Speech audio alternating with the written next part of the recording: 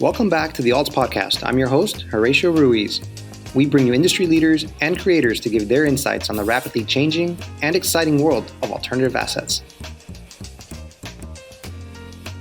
Opinions expressed on this podcast by the host and podcast guests are for informational purposes only and should not be considered investment advice. Podcast hosts and guests may maintain positions in the offerings discussed in this podcast. The intro song, Fishing for Pets, is written and composed by Alan Goldshire from his latest release, Live at the Lakeview Lounge. Hi, thank you for joining me today on the Alts Podcast. Today, we're talking wine with guest Alfonso de Gaetano. Alfonso is the founder of Crurated, a members-only wine platform creating accessibility to new and experienced wine drinkers with bottles from some of the most respected vineyards in the world. Crurated also uses blockchain technology to track wine shipments from the vineyard to its cellar in Burgundy or a buyer's home. We'll discuss why Alfonso uses blockchain and how Crurated is changing the wine buying experience. I hope you enjoy my conversation with Alfonso.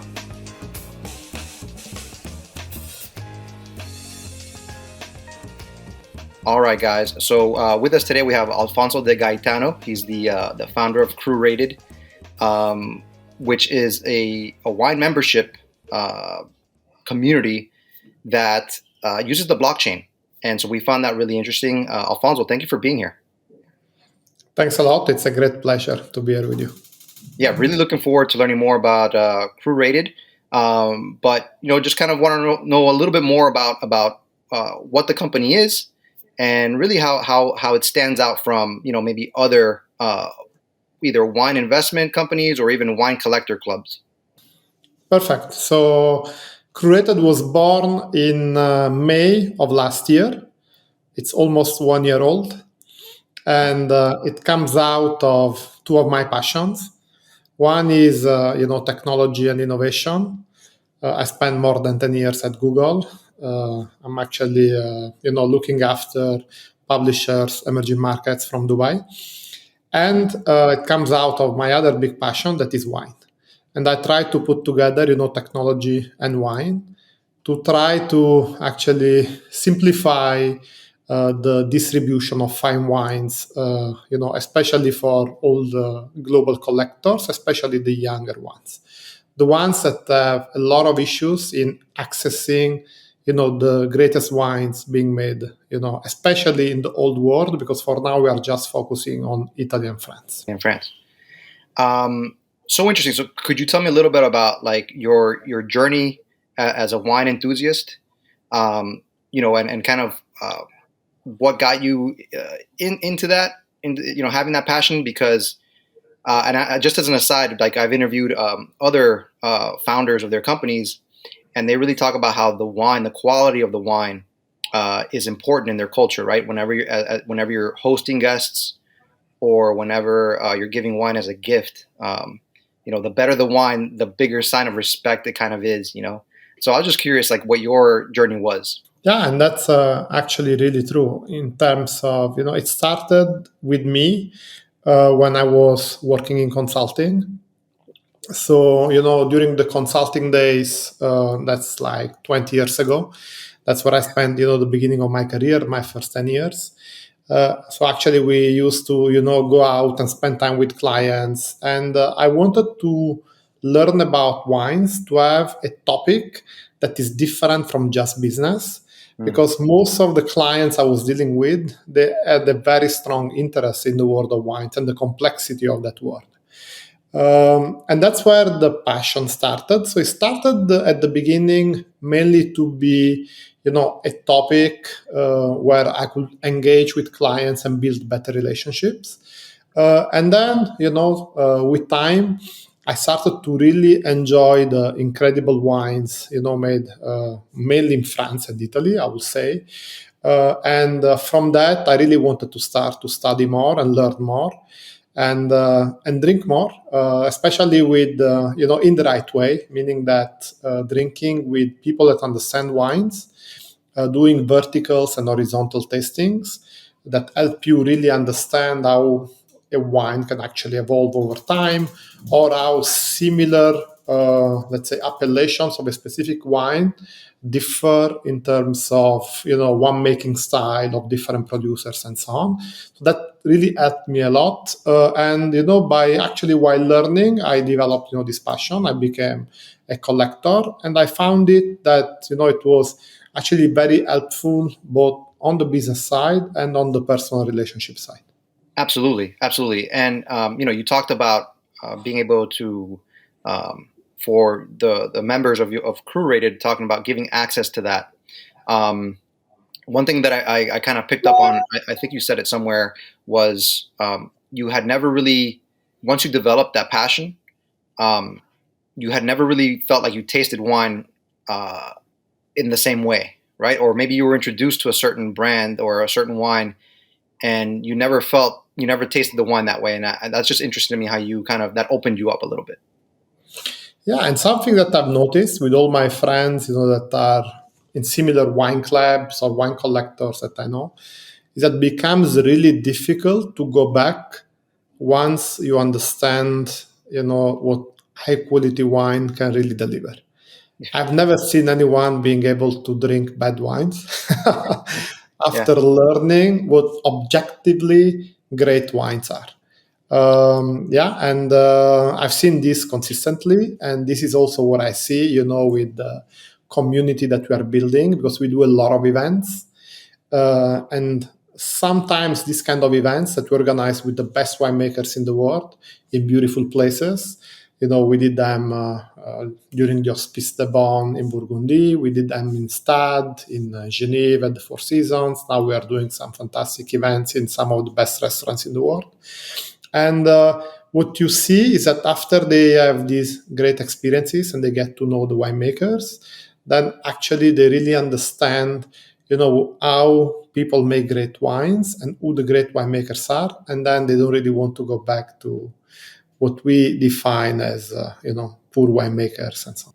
yeah, yeah. So interesting. Um, One thing that caught our attention at Alts was how you've incorporated blockchain into your company, and I want to get into more in depth about your company, about the access that you've given and the relationships that you've built. But I wanted to talk first about that blockchain component. So from what I understand, you're using that technology to be able to track the wine from the moment it's taken from a vineyard, right, from a domain, to storage. And I was hoping that you could kind of give an explanation of how that works, and also why the blockchain is better or different from traditional tracking methods. Yes. So let me start, with the real challenge, correct, that I was facing as a client before even thinking about actually starting a business in this space. So one of the big frustrations that I had when I was buying in auctions was that I was paying quite a lot of money for some bottles. And then when I was opening them, you open the bottle and the wine is completely dead. Mm. And you don't know who to blame. Should I blame the producer? Should I blame the bottle that maybe was traveling too much and then the quality got ruined? Because wine is a live product, correct? Mhm. So the more you travel in general, the more you expose it to heat or to light, and the worse the conditions become. So I was having a lot of these really bad experiences with expensive bottles. And the issue was always about, the provenance and the traceability of wine that was missing. So when I actually decided to, create, this company, the first thing was, today there is a technology that can help us with traceability, that is blockchain. And I think that this is what we should do. But if we are going to do it, we have to do it in the right way. What does it mean? It makes sense, to use blockchain to trace, and track how bottles are moving. If you start directly from, where the wine is being made, from the producers. It does make sense to use blockchain if bottles are in the market already and they traveled around and you are missing a piece of the history of the bottle. So it makes sense to use technology, if technology can add value. So for us, it was really key okay, to only work with bottles that come directly from producers for two reasons. One, because the quality is the best possible quality. Yes, it's very difficult to get them, okay, but then if you get them, you have a bottle that is in perfect conditions. And then it makes sense to start to track what is happening with that bottle. So every movement of the bottle is actually tracked in blockchain. So we start from the producer seller, then it gets into our warehouse, and then let's say it gets shipped to Geneva, to London, then everything is actually reported on the, in blockchain because the token is moving from the producer to our, let's say, warehouse, and then it's moving to the client. And and the way clients can actually look at that is by just tapping with their phone. They can tap with their phone on the label. It's a Crurated label that we add in our warehouse next to each bottle. And it's an NFC label. So it's a unique label as a unique identifier. And when the client is tapping on that, you can see the history of all the movements of that bottle. Okay, so it's born because we actually wanted to enable, blockchain to bring much more transparency to the world of wines.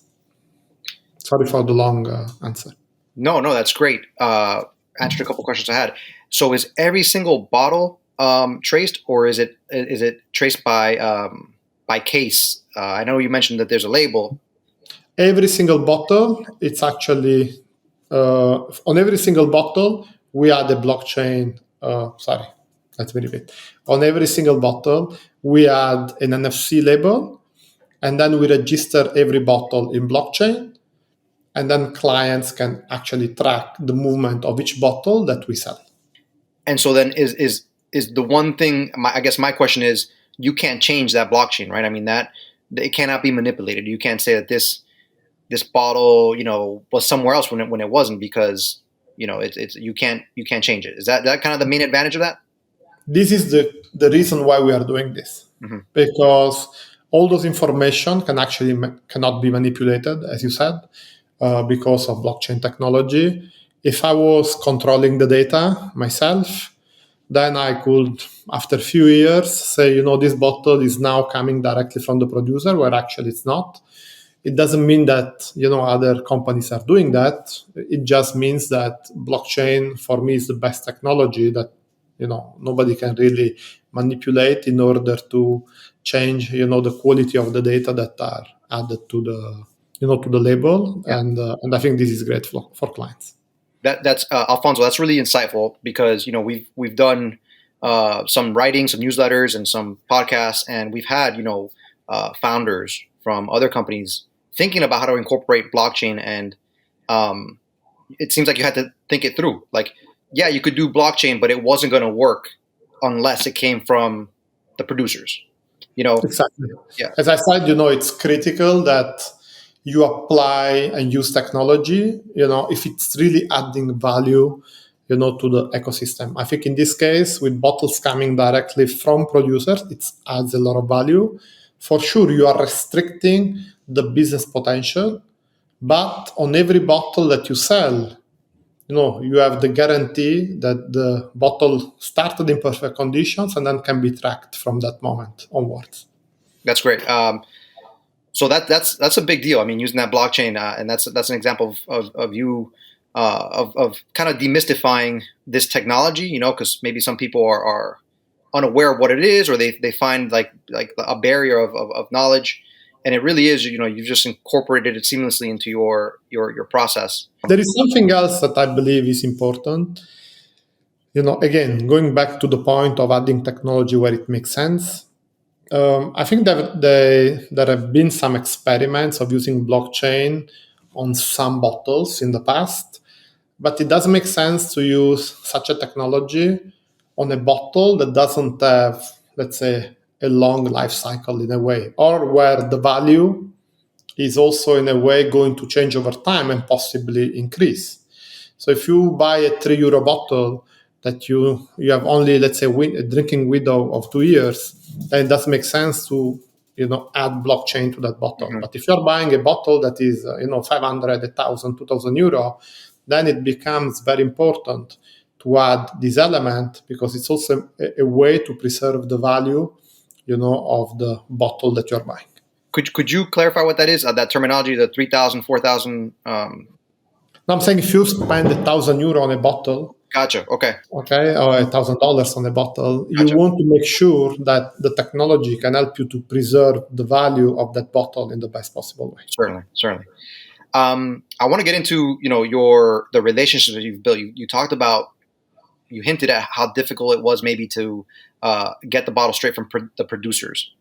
And I see on your website that you have a number of different vineyards listed. Some of the most very well known around Italy and France. How did you build up those relationships, and how were you able to get the wine straight from the producers? Yeah. So first of all, I was traveling a lot to the different wine regions in the past, because as a real wine lover, the ultimate goal is to go and meet the producer and get to know them and get bottles directly from them, because you want the best possible quality. So I had really some great relationships already in place. And then I felt that there was a lot of frustration about a couple of topics on the producer front. One was the frustration about the speculation happening on their wines, and it becomes very difficult to control what's happening to the bottles once they are sold. And there is a lot of speculations where market prices reach a value that is much, much higher than what actually the producer makes. And this, I didn't feel this was fair for them, where actually our system brings back most of the value back to the producer. And I think that's an important element. But another very important element is that usually the way, let's say, producer were selling in the traditional way is through allocations. So usually the bottles get allocated to distributors, and then they get allocated most of the times to the same clients, especially the bottles that are really rare to find. So it becomes very difficult for new wine lovers, new collectors, to get access to these wines, if not at a very expensive price. So our platform, being a digital first and digital only platform, allows also the new collectors, the younger collectors, to actually be able to get access and buy these wines and enjoy these wines. So I think this is a very important element for producers, because they want their wines to be drunk, and they want their wines to be drunk, by many people, and not just few that have been collecting them for the past 10, 20 years.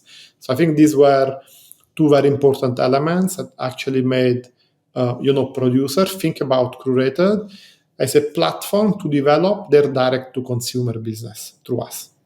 Okay, so they love the technology part, in the blockchain. They love the fact, that most of the value in general goes back to them. They love the fact that we have access, to younger consumers, that actually want to start to try also the great wines, and through us, they have an opportunity to get access to them. That's so interesting, because it's like you're trying to build up the fan base, and you can't do that if you're still only selling to, the people that have been buying from you for years. You have to build it up, and so, my initial question was like, why would these vineyards be interested in selling their wine at a lower price, or and that makes sense. Like, if you don't replace, or if you don't create more fans, then eventually, maybe you're not going to have as many people purchasing it, or consuming your product. And many of them are frustrated as well that these wines, they just get seen in auction houses, being flipped from one person to the other, with not many people drinking them. And this is a pity, because then people cannot really taste and enjoy these fantastic wines, but they hold in order to possibly flip and sell the bottles after 5, 10, 20 years. And this is not really great for producers. So having this element of blockchain, I think, is key, because in case someone is reselling the bottle to someone else, then at least we have visibility on who are the people that are drinking and who are the people that are reselling the bottles. I want to touch on what you said a little bit before, where the blockchain continues to add value to the producers. What do you mean by that exactly? First of all, the drinker he can tap on with the phone on the bottle. First of all, he can learn more about the wine because every bottle, when you tap with your phone, we have 3 people working in content development. They can read about the appellation, they can read about the vintage, they can watch videos about the producer that we develop. So we really develop a lot of great content to nurture, the passions of wine lovers. Right. And then, at least with blockchain, the people that is drinking the bottle has the guarantee that the wine is actually coming directly from the producer. What I was explaining before, that you open a bottle, you don't know where it's coming from, and then if it's a faulted bottle, maybe you blame the producer. In this case, you will have full knowledge about also the way the bottle was traveling in general around the world, and this will give you more confidence about the fact that the quality of the bottle is great. Or maybe if it moved 20 times, at least you are aware of that before you were not. Yeah, yeah. And from what I've learned, that's very important. The wine really shouldn't be traveling too much. I want to talk a little bit about. Maybe this is another value proposition that we bring, because from day one I wanted to make sure that we could manage logistics in the best possible way for producers and for clients. So what we do is that we have a warehouse in Burgundy. So clients that buy wines, they all move to our warehouse, and clients can decide to keep them in perfect conditions for 1 year, 2 year, 10 years without having to pay for storage. Wow. So Yeah. we want to make sure that clients can have their virtual cellar, and then wherever they are, they can actually ship wines. Let's suppose they go 2 weeks on holidays in Tuscany. Okay, from Burgundy, we can ship the bottles there. Or let's suppose they move for their job because they are global executives, I don't know, from Dubai to Hong Kong. Then the bottles are always in France, and then they want 3 cases, they can ship them to Hong Kong. So the idea is for them to keep the bottles in perfect conditions until they are ready to drink them. And if they want to keep it in our storage, it's a bonded warehouse, so they don't pay for VAT and they don't pay for storage as well. Okay, I think this is a great way to make sure that the quality of the bottles stays, the best possible one. That's a great value proposition. I was going to ask you this question about the consumption. Is your platform maybe set up for maybe, let's say, buyers that want to invest in it and maybe someday resell it? Or is it really right now you guys are built for, like you mentioned before, people that are really learning to love wine, discovering new vintages? And I guess my question is, do you see your platform as more of a collector platform, and is there any room there for investors? Yeah, I think we don't really like to think about not ourselves as wine lovers and not even producers. They like to see wines becoming an object, for investing. So if you look at all our communication that is about nurturing the passions of clients, is really about enjoying, wines in the best possible way. The brand Crurated comes from a combination of cru and curated. So the curation for us is key. We have, top notch, okay, wine lovers and collectors selecting, the best possible winemakers for us. So we see, what we do more as a platform where people can really nurture their passion and enjoy wines. For sure, there are, some of the clients that buy a lot of wines, and maybe some of them they consume, some of them maybe, they use it as an investment. But really our primary objective, is to make sure that people can really enjoy the best wines and discover, the future stars of the world of wines. And we have had quite few already on our platform. Yeah. I was reading the different producers, and you have a bunch of them, and it's so interesting, where they're coming from, and the histories, right? The histories of the vineyards as well. Let's talk about a little bit about the platform. You have different tiers. It's a membership platform, and you have different tiers. Different tiers give you different access to some degree. Why take that membership approach? Number one, and then could you take us through how you would go about buying, a collection or a certain vintage on the site? Because I saw that there was sort of like an auction approach that you have, and I was wondering if you could talk about that. Perfect. Yes. So first of all, we want to create this sense of community, and so ideally we want people to register and be part of this community. And something that is happening again in the world of wines is that very often, you are allowed to buy a specific product, specific appellation, but then you are forced to buy other products that maybe you don't want. Okay. And we really wanted to actually remove this concept of bundling. If you love a specific producer, let's say Fourier or Charles Lachaud, you should not be forced to buy other producers that maybe you don't like. Okay, or we don't want to force people to have a minimum spend, let's say 100K, in order to access to specific wines. Mm-hmm. So we really wanted to go away, okay, from the traditional way of doing business. Definitely, we have different membership tiers, and different tiers give you access to different level of products. Also because some of the Grand Cru, Premier Cru, and so on are more rare. So we want to keep that kind of more exclusivity on the higher tiers. But in general, we also have a membership. It's called Explorer, that is free, where people can actually come and test the platform and see, they can have access to, a big chunk of the wines that we have on the platform, and they can try them. And maybe if they like, they can possibly upgrade directly on the platform and start to buy more Premier Cru and Grand Cru. It's really up to them. Mm-hmm. But we wanted to make sure that there is no constraint for people to actually access Crurated. So that's why we introduced this Explorer membership type. Okay, so everyone can actually come and register, and then they can see in general what is available on the platform. Now, the way we sell is that every week we sell a different top producer.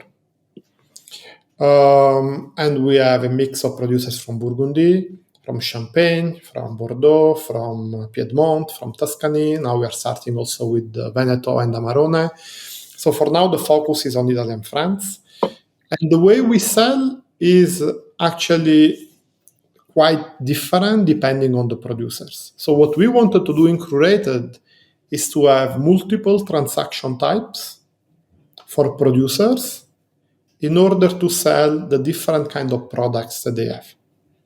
So in some cases, it can be, let's say, a traditional auction if there is something really rare. So let's take the example of a vertical of 15 vintages of Cru Parentu from Meoca Musée. In that case, it was directly from the producer, never done before, from 1990 until 2013. That went as traditional auction. So people come in and they bid against each other. Okay, but this is a smaller part of what we sell. The biggest part of what we sell is actually, we always sell lots. We rarely sell specific bottles. So we have, let's suppose, 100 lots of 6 different appellations of a producer. What happens is that the client, he can see the 6 bottles there. He has 1 week to submit only one offer. So they see the minimum price. Let's suppose the market price of these 6 bottles is 1,000 euro. They see a minimum price of 600, and then they can decide what's the price that they want to offer. It can be 600, 650, 700. At the end of the week, we take the highest 100 offers and we allocate the wines to the 100 winners. And then on the more, let's say, entry level, but still fantastic wine of these great producers, usually we can also sell via private sales at fixed price. So the platform is very flexible. We have the flexibility to offer everything to every actually membership tier and every client, or also to make specific offers, private sale at fixed price for specific clients. Okay, so what we really wanted to do with Crurated is maximum flexibility and different transaction types. I'm interested in that auction where you mentioned, like, say, the top 100 offers. Are they sold at an average? Are they sold at the lowest offer, and then all 100 bids get sold at that price, or is it just the bid that the buyer submitted? That's what they're going to pay for the We law? want to make sure that people feel very comfortable, okay? And actually, there is a lot of transparency about the process. So if they bid at 500 and they win, they will pay 500. If someone else is bidding at 600 because he's happy to get it at 600 because he wants to maximize the chances of winning, and he gets it, then he will pay 600. Everyone, will pay the price that they are happy to pay for that specific lot. Can anybody in the world, can people in the United States be on the platform? Everyone can actually, make offers on Crurated. Most of the countries, yeah, we cover on Crurated, especially all the biggest markets. Yeah. Out of curiosity, what are your biggest markets right now? The biggest markets, I will say that it's very widespread in general. There is not a bigger market, but Asia is definitely big. Okay. And then Europe, including UK and Switzerland, is actually quite big, and then US. And then US, nice. Just a couple of questions, Alfonso. Thank you so much again for taking the time. So much there, and I really love how you've been able to tie everything in. Some questions. What do you see right now in the wine industry? Are there certain regions that are popping up to you? I know you're focusing on France and Italy, but maybe I don't know if you're looking to expand somewhere if it becomes gets to that point. Yes, for now, I think that the focus will stay on Italy and France. There's a lot to do and discover, still in these, two regions. Also, in terms of, we are a startup in terms of logistics. I think everything becomes easier if we stay in Europe for now. Definitely, we want to expand maybe from next year, in Germany, a little bit in Spain. And then possibly from 2024, we want to go outside because there are a lot of great winemakers, in US, in Australia, in South Africa, and so on, in Latin America. So in general, this is something that we will kickstart, but at a later stage. I think there is still a lot of work, that we can do in Italy and France. There are a lot of new regions, coming out, a lot of fantastic producers, in Calduron, in Jura, in Loire Valley, outside, the regions that we cover already. And we really cherry pick only the best. Can be also just one or two winemakers from very big regions because we want to make sure that we really focus on the best winemakers in the world. Yeah. It doesn't mean the most expensive, but definitely the ones that are making the best possible wine. It's just so interesting. I was reading, just as an aside, I was reading recently about how Armenia is coming up, and they have some really nice, well-known bottles, and I would have had no clue, that these wine experts are looking at and drinking wines from Armenia. But that's just kind of an observation. You mentioned that right now you are in Burgundy, and I was looking up the city. You hear about, to me, Burgundy means wine, but I'm looking it up, and the city, the town has a history, a charm to it. It's almost like the capital of the wine world, if I could say that, in to some degree. Why is that so? Why is it so special? Why did you decide to put your cellar there? And what is it about it that drew you? So definitely, they've been making some of the best wines in the world for the past 1,000 years. Yeah. The monks were making wines in the 1,100, 1,200 already. And they, cherry picked, all these areas in Chambertin, in Bon Romanée, and so on. So definitely, they understand, the wine world, and they understand the terroir extremely well. We picked Burgundy, as a region because of it's quite central between, Champagne that is on north, Loire Valley on north, then there is Bordeaux, that is 5-6 hours from Burgundy. Then Piedmont, again 4-5 hours from Burgundy. Côte-du-Rhône is a couple of hours. So it's quite central to the world of fine wines, and definitely is the hottest region today. Is where the best wines in the world are being produced, the most expensive wines. Definitely also because of the rarity of wines. But for us was more a decision about a logistic hub that can work for all the regions that we want to cover. Absolutely. Alfonso, thank you so much for taking the time to talk to us about Crurated, about how you incorporated blockchain into it and how your platform is really kind of, stands out from maybe other platforms. Um, what are some ways that people could learn more about your company? Through social media. Where are you most? What's the easiest place to get you? Yeah, we are very active on Instagram, Okay. on Crurated Official. All the content that we develop is actually being published there as well. We have a lot of following, high quality wine lovers and winemakers, following us, and then definitely on the website that is, crurated.com. And we change the page every week with the new producer that we offer, the content of the new producer. We talk a bit about the offers. We build catalogs every week, and people can learn about, the specific lots that are being sold, and then they can decide to make offers on the platform. Sounds great. Definitely worth a look. I was exploring your site, and you could get lost just learning about the different partners that you have, the producers that you've made relationships with. You could spend hours reading up on them. Alfonso, thank you for joining me on the Alts podcast. It was a pleasure, and hopefully we'll talk again soon. Thank you. Have a good day. Bye bye. Ciao. Like any great entrepreneur, Alfonso identified a problem and worked on a solution. His method of tracking bottle shipments brings transparency to the platform and adds value to both consumers and producers. Anyone listening to him can take some advice on the why and how to implement blockchain for their company.